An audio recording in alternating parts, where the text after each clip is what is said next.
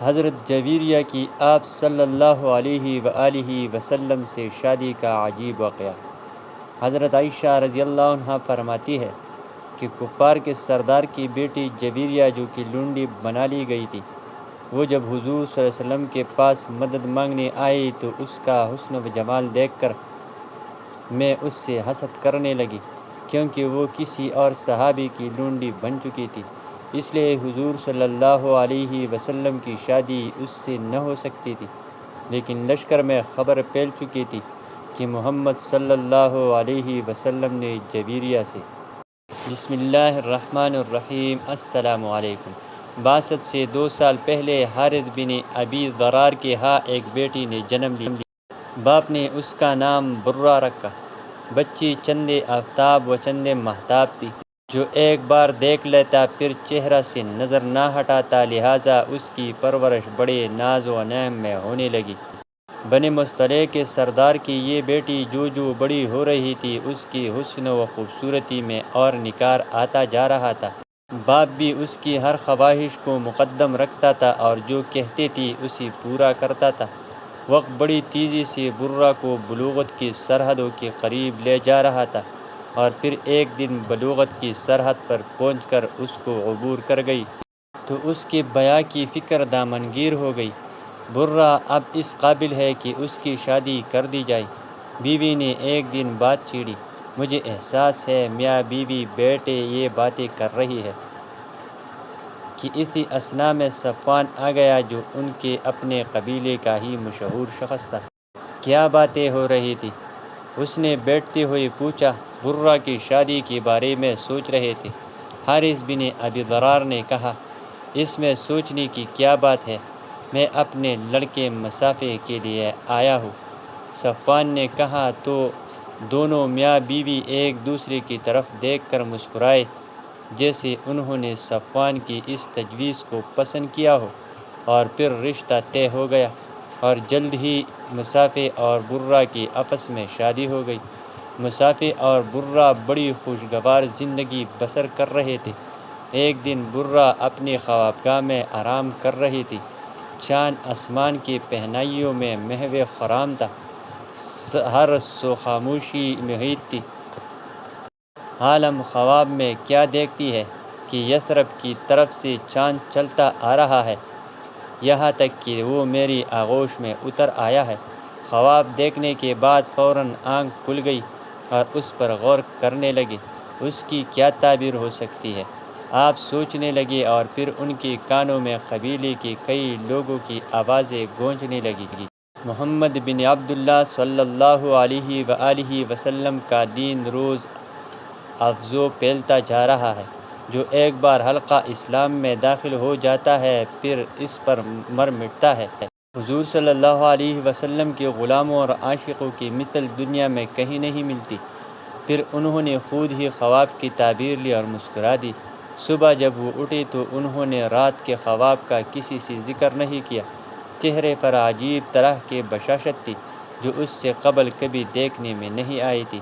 مصافحہ نے اس غیر معمولی بشاشت کی وجہ بھی دریافت کی، لیکن انہوں نے کوئی جواب نہ دیا۔ حارث بن ابی ضرار اور مصافحہ اسلام کے سخت مخالف تھے۔ ان کو اسلام کا پھیلنا ایک آنک نہ بھاتا تھا، لہذا حارث بن ابی ضرار نے مدینہ پر یلغار کی نیت سے تیاریاں شروع کر دی۔ 2 شعبان 5 ہجری کو اسلامی لشکر بنی مصطلق کی طرف سے روانہ ہوا، جو مدینہ منورہ سے 9 منزل پر ہے۔ اس لشکر میں 1000 مجاہدین تھے۔ مہاجرین کا جھنڈا حضرت صدیق اکبر اور انصار کا جھنڈا حضرت سعد بن عبادہ رضی اللہ عنہ کو عطا فرمایا۔ اس غزوہ میں حضور اکرم صلی اللہ علیہ وسلم کے ہمراہ امہات المومنین حضرت عائشہ رضی اللہ عنہا و حضرت ام سلمہ رضی اللہ عنہا بھی تھی۔ ادھر حارث بن ابی ضرار کو بھی اطلاع مل گئی تھی کہ اسلامی لشکر چل پڑا ہے، اور یہ بھی پتہ چل گیا کہ اس کا جاسوس قتل کر دیا گیا تھا، جیسے اس نے رسول اللہ صلی اللہ علیہ وسلم کی خبر لانے کے لیے بھیجا تھا۔ وہ لوگ جو اسلام دشمنی سے مغلوب ہو کر حارث بن ابی ضرار کے پاس جمع ہوئے تھے، انہوں نے جب دیکھا کہ مسلمان ان کے سر پر پہنچ گئے ہیں تو انہوں نے راہ فرار اختیار کی۔ حارث نے بھی اس میں عافیت سمجھی کہ بھاگ جائے، لیکن باقی اہل قبیلہ نے صف بندی کر لی اور مسلمانوں پر تیر برسانے شروع کر دیے۔ تھوڑی ہی دیر میں مشرکین کی کس بل نکل گئی۔ ان کے 10 لوگ جنگ میں مارے گئے، جن میں مصافع بن صفوان برہ کا خاوند بھی شامل تھا۔ مسلمانوں میں سے صرف ایک صحابہ حضرت حشام بن صباحہ رضی اللہ عنہ شہادت پر فائز ہوئے تھے۔ اس غزوہ میں، جو تاریخ میں غزوہ مستلق یا مریسیہ مشہور ہے، 2000 اونٹ، 5000 بکریاں مال غنیمت میں ملی اور 200 گروہ کے 600 مرد، عورتیں اور بچے اسیر ہوئے، جن میں رئیس قبیلہ کی بیٹی برہ بھی شامل تھے۔ مال غنیمت کو مجاہدین میں بانٹ دیا گیا اور قیدیوں کو لوگوں میں تقسیم کر دیا گیا۔ برہ بنت حارث رضی اللہ عنہ حضرت ثابت بن قیس بن شماس رضی اللہ عنہ اور ان کے چچا زاد بھائی کی حصہ میں آئے۔ میں آپ کی مکاتبہ بننے کے لیے تیار ہوں۔ برہ بنت حارث نے حضرت ثابت بن قیس انصاری رضی اللہ عنہ سے کہا، ٹھیک ہے، آپ مجھے 9 اوقیہ سونا دے دیں، میں آپ کو آزاد کر دوں گا۔ سوچنے لگی، مجھے لوگوں سے مکاتب کی رقم مانگ کر ادا کر دینی چاہیے۔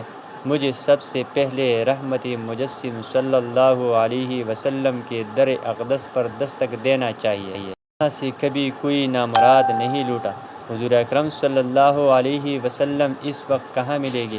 برہ بنت حارث نے حضرت ثابت بن قیس رضی اللہ عنہ سے دریافت کیا۔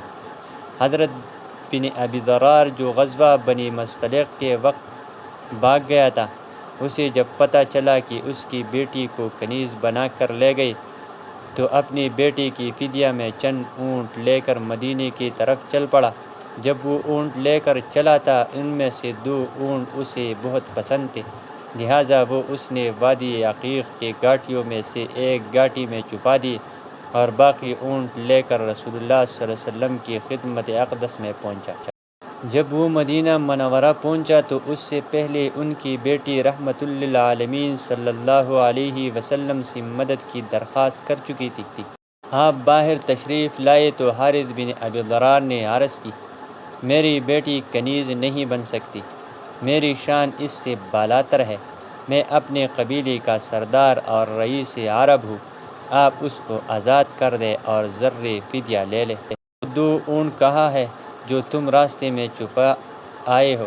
رسول اللہ صلی اللہ علیہ وسلم نے دریافت فرمایا اور اس گھاٹی کا نام بھی بتا دیا جہاں انہیں چھپایا تھا۔ آپ کو کس نے اطلاع دی؟ بے شک آپ اللہ کے رسول ہیں۔ حارث بن ضرار نے کہا اور مسلمان ہو گیا۔ برہ بنت حارث جب آزاد ہو گئی تو انہوں نے حضور صلی اللہ علیہ وسلم کی خدمت عالیہ میں ہی رہنے کو فوقیت دی اور والد کے ساتھ جانے سے انکار کر دیا۔ جب رسول اللہ صلی اللہ علیہ وسلم کو علم ہوا تو آپ صلی اللہ علیہ وسلم نے حارث بن ابی ذرار رضی اللہ عنہ کو برہ سے نکاح کا پیغام بھیجا۔ انہوں نے بسط خوشی قبول کر لیا۔ حضور اکرم صلی اللہ علیہ وسلم نے حضرت برہ رضی اللہ عنہ کے قبیلے کے 40 غلام بھی آزاد کر دیے۔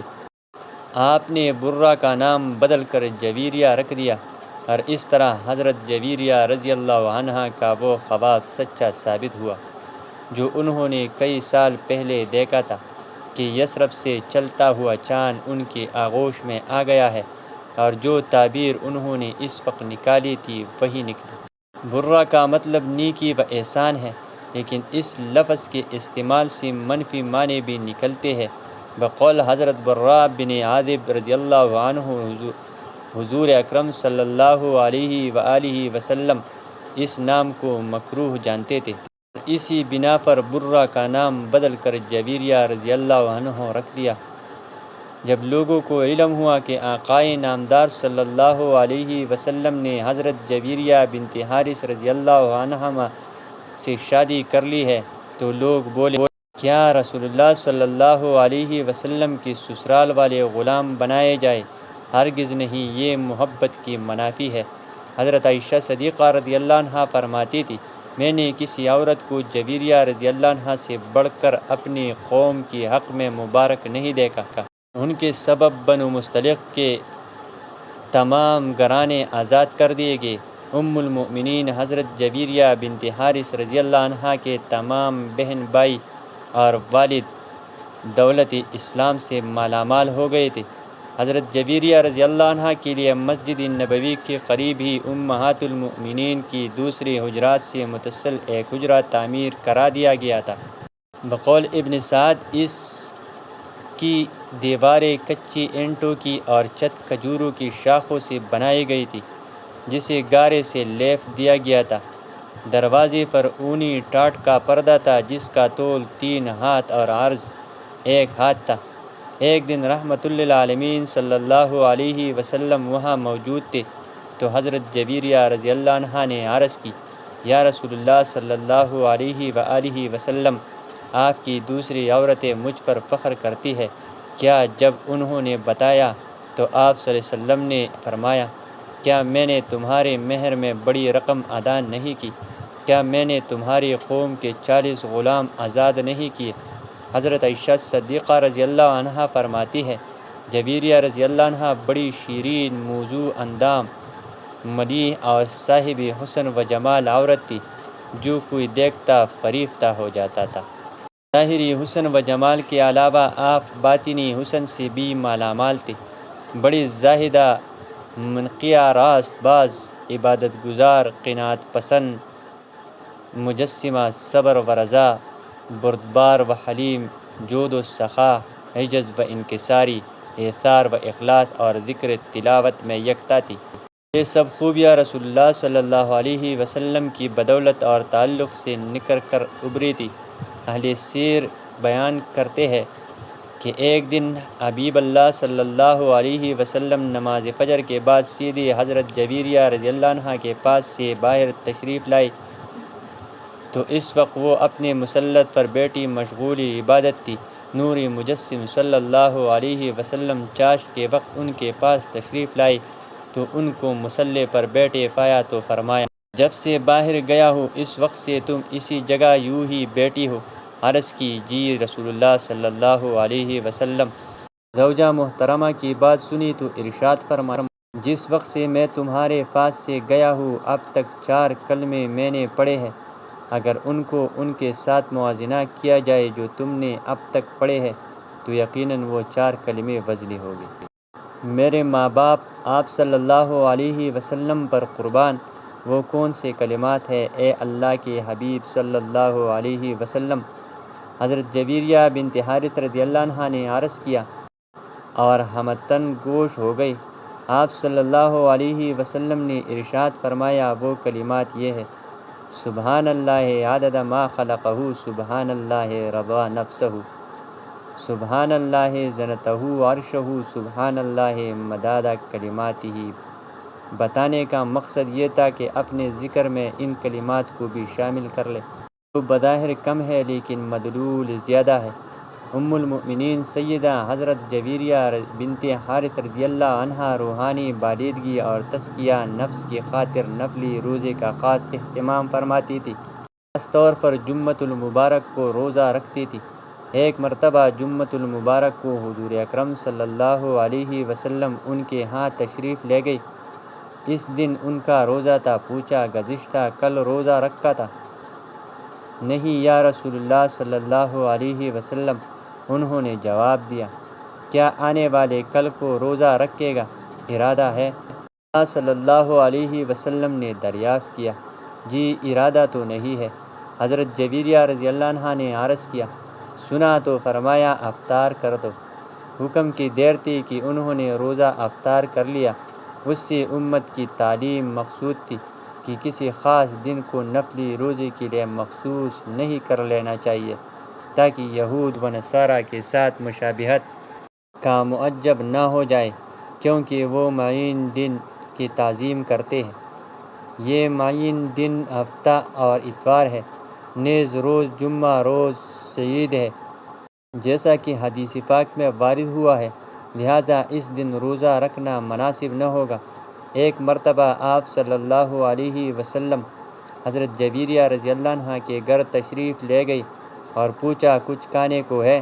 میری کنیز نے صدقہ کا گوشت دیا تھا، وہی رکھا ہے، اس کے سوا اور کچھ نہیں۔ انہوں نے عرض کیا تو فرمایا اسے اٹھا لاؤ، کیونکہ صدقہ جس کو دیا گیا تھا اس کو پہنچ چکا۔ ام المؤمنین سیدہ جویریہ بنت حارث رضی اللہ عنہا حضور اکرم صلی اللہ علیہ وآلہ وسلم کی زوجیت کی نور و نکہت سے بھرپور فضاؤں میں بے مثل زندگی گزار رہی تھی۔ وہم و گمان بھی نہیں تھا کہ یہ حسین و خوشگوار زندگی صرف 6 سالوں پر محیط ہے، اور اس کے بعد وہ بیوگی و جدائی کا داغ دے کر اپنے رفیق اعلیٰ کے پاس تشریف لے جائے گی۔ جب رسالت مآب صلی اللہ علیہ وسلم نے وصال فرمایا تو دنیا اندھیر ہو گئی۔ یقین نہیں آتا تھا کہ آنکھیں جو دیکھ رہی ہے وہ حقیقت ہے۔ دل میں ہول اٹھتا تھا، آنکھوں سے اشک رواں تھے، لیکن لبوں پہ یہ الفاظ تھے: اے باری تعالیٰ، تو جس حال میں مجھے رکھے میں ویسی ہی راضی ہوں، مجھے حوصلہ عطا فرما۔ اس وقت ان کی عمر مبارک 26 سال کی تھی۔ زندگی کی طویل راہ سامنے پھیلی ہوئی تھی۔ تھوڑے ہی فاصلے پر حجرہ عائشہ صدیقہ رضی اللہ عنہا میں محبت کرنے والا شوہر، اللہ کا محبوب، رحمت للعالمین اور خاتم الانبیاء صلی اللہ علیہ وآلہ وسلم ابدی آرام فرما رہے تھے۔ جب فراق و جدائی کی کسک بہت بے تاب کر دیتی اور ملاقات کو دل چاہتا تو ام المؤمنین سیدہ حضرت جویریہ رضی اللہ عنہا اپنے حجرے سے نکل کر حجرہ عائشہ رضی اللہ عنہا میں تشریف لے جاتے، سلام عرض کرتے، قدموں میں بیٹھ جاتے، بے اختیار آنکھوں میں آنسو کے ستارے جلملانے لگتے، دل میں باتیں کرنے لگتی، یوں احساس ہوتا جیسے محبوب رب ودود صلی اللہ علیہ وسلم قریب بیٹھے باتیں سن رہے ہو۔ دل تو نہیں چاہتا تھا کہ وہاں سے اٹھے، لیکن بادل نخواستہ اٹھنا پڑتا اور پھر اپنے حجرے میں تشریف لے جاتے اور یاد الہی میں مصروف ہو جاتی۔ حالات کچھ بھی تھے، لیکن امہات المؤمنین صلی اللہ علیہ وسلم جو موجود تھے، ان کی بدرجہ اولیٰ عزت و تکریم کی گئی، ان کی ضروریات کا دھیان رکھا گیا، ان سے رہنمائی حاصل کی گئی، اور ہر خلیفہ کی یہ کوشش رہی کہ ان کو کوئی تکلیف نہ پہنچے۔ حضرت امیر معاویہ رضی اللہ عنہ تو امہات المؤمنین رضی اللہ عنہ کی خدمت باعث افتخار و سعادت سمجھتے تھے۔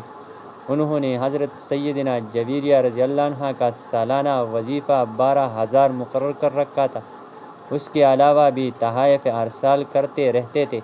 حضور اکرم صلی اللہ علیہ وسلم سے سیدہ حضرت جویریہ رضی اللہ عنہ کو جدا ہوئے 45 سال ہو گئے۔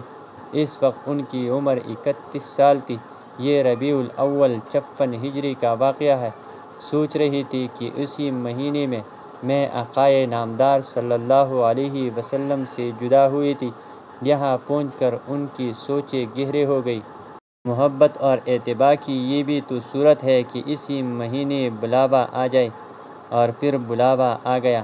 طویل جدائی کے بعد اب وصل کا وقت آ گیا تھا۔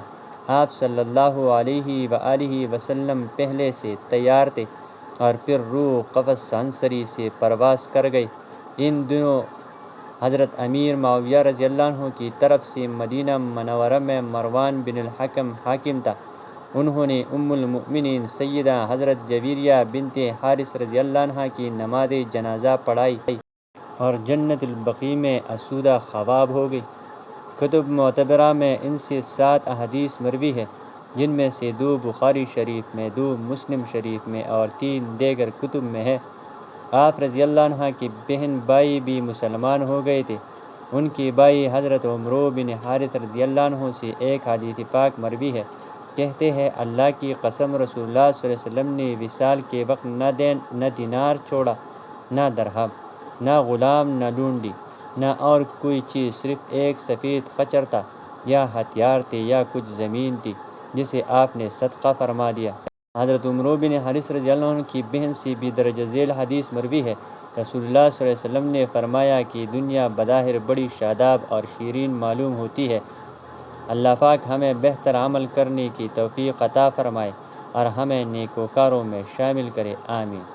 ناظرین، کمنٹ باکس میں اللہ تعالیٰ کے 99 ناموں میں سے ایک نام ضرور ٹائپ کریں۔ شکریہ۔